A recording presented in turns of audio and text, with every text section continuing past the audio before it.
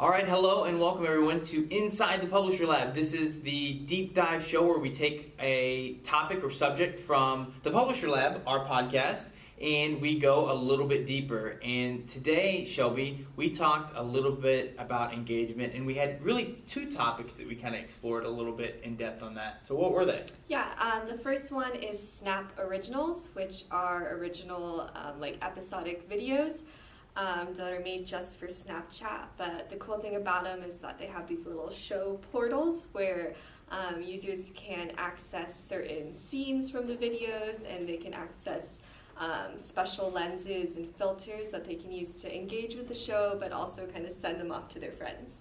Yeah, and I thought one of the things that we kind of dug into on this episode that was interesting was this idea of stories in general. We see them on Facebook, even though they're kind of lame. We see them on Instagram, sort of ripping off of Snapchat, and even Google with their AMP stories getting involved with this idea.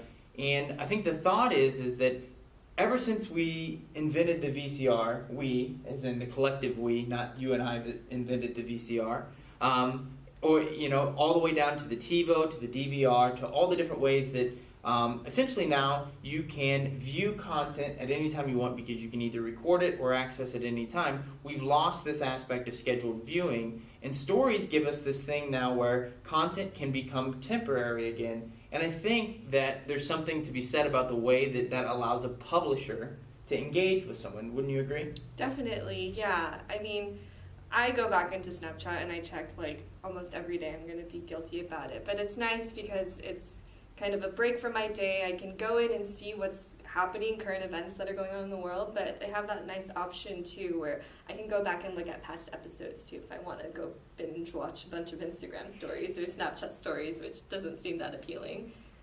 Yeah, and I think we gave the kind of I talked about my father who had recently seen a movie, and he told me that it was an Airplane 8 but a movie theater 5, and I think the way in which you consume a piece of content maybe affects the way that you perceive it. And I think as a publisher, you're always looking for how do I best engage my audience and what is that format. And we're looking at a time now where I think publishers are looking for unique ways to essentially find different modes to address people. So maybe trying to have a little bit more control over how someone even consumes their content.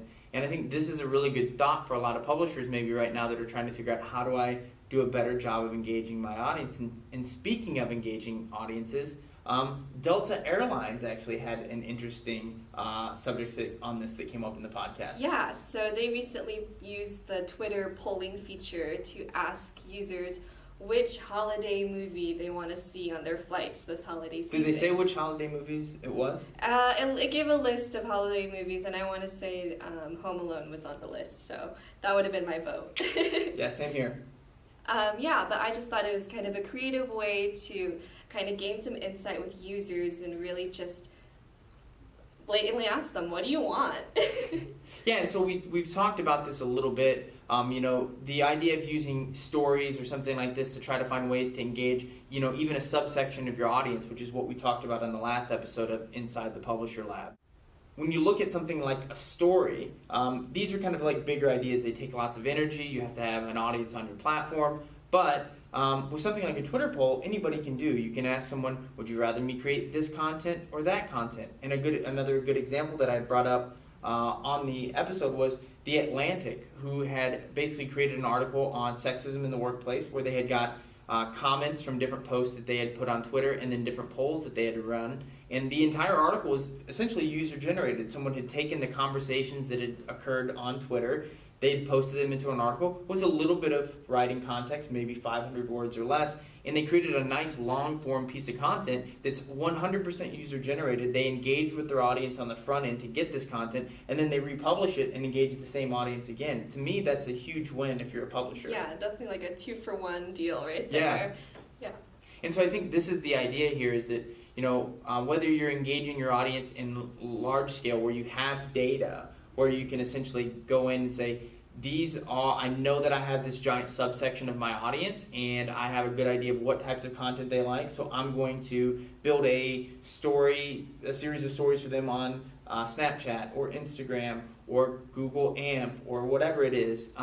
the idea is that once you have that information, have that audience, you've really got something there if you can build it on that platform. But to just get started, you can start as simple as something like a Twitter poll, right? Yeah, definitely. Or you can also use like a poll or a survey to even like spoon feed a piece of content to your users. So it's like I mentioned on the podcast, I'm always doing cupcake videos. So you can obviously tell where my mind is at. But if you have a poll that's like, which cupcake recipe should I make today? And it's just based on questions like, what's your favorite color? What's your favorite animal? And you give them a recipe at the end of the survey. As long as they're getting a recipe at the end of the survey, they're going to consume that piece of content no matter what. Yeah, and I think the takeaway that we had, and one of the things we discussed in depth, is being able to engage your audience. If you're a publisher out there and you're saying, I really don't have an engaged audience right now, they come to me for my content, but I don't have a particular connection to them, you need to get that. It's not hard. You can start at a simple place is understanding who's engaging with your content now. Is it your most engaged visitors? Are they return visitors? Are they the people that come from search? Are they the people that land on a certain landing page? Who are they? And once you start with that information, you're going to have a really good starting point for, okay, I know what kind of content, I know what type of visitor they are. Maybe I can start finding ways to touch base with these people a little bit more, get them to feel like they're connected to me, and then you can kind of build that audience internally. You have a more engaged audience there, and then from there, you can evolve into these kind of larger scale ideas like a Snapchat stories or originals or something along those lines, right? Definitely. All right, well, thank you guys for joining us on this episode of Inside the Publisher Lab.